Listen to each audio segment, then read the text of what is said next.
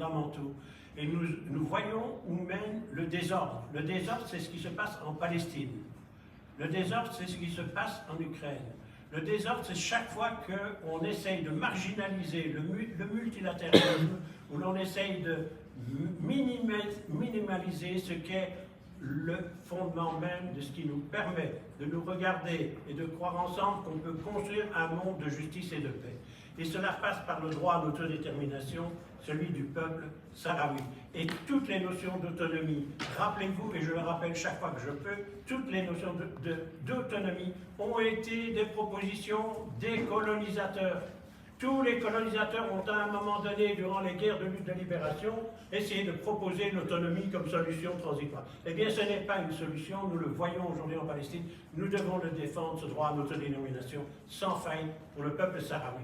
Et nous savons que les conséquences, lorsqu'on ne permet pas au peuple de disposer de l'ensemble de leurs droits et de permettre à eux-mêmes de respecter leurs propres règles internes, celles qui font l'état de droit, eh bien, dans ce cas-là, vous avez toujours des déviances. La déviance, c'est aujourd'hui l'accord entre Israël et le Maroc, qui permet au Maroc d'utiliser des armes israéliennes contre un petit peuple, le peuple sahraoui. Ça, c'est une déviance. L'autre déviance majeure sur laquelle nous devons nous pencher, c'est la manière dont aujourd'hui on viole l'ensemble des droits de ces populations qui résistent à l'intérieur des territoires occupés par le Maroc. Et c'est une préoccupation majeure que nous voulons porter devant cette Assemblée, devant cette institution, qui a comme responsabilité de faire respecter ces droits-là, et qui aujourd'hui est aveugle sur ce qui est en train de se passer.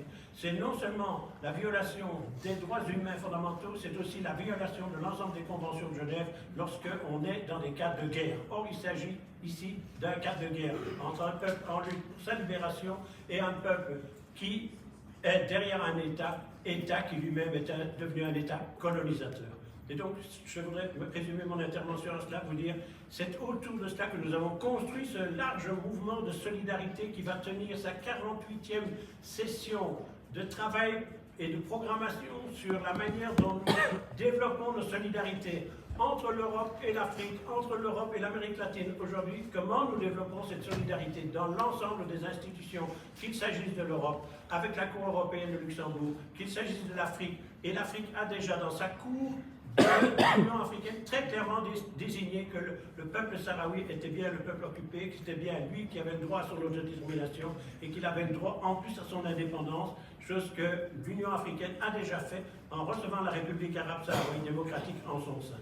Je ne serai pas beaucoup plus loin, sauf à vous dire que nous pensons que ce combat que mène aujourd'hui le peuple sahraoui, ce combat est notre combat, parce que si nous ne sommes pas clairs et précis pour faire comprendre aux Marocains et au peuple marocain en particulier, dont nous connaissons aussi la générosité à certains moments, eh bien, si nous ne sommes pas capables de faire comprendre qu'il y a lieu de mettre fin à cette guerre, de respecter le droit tel qu'ils l'ont signé au sein des Nations Unies pour qu'il y ait un référendum d'autodétermination, eh bien, c'est notre propre droit international que nous allons violer.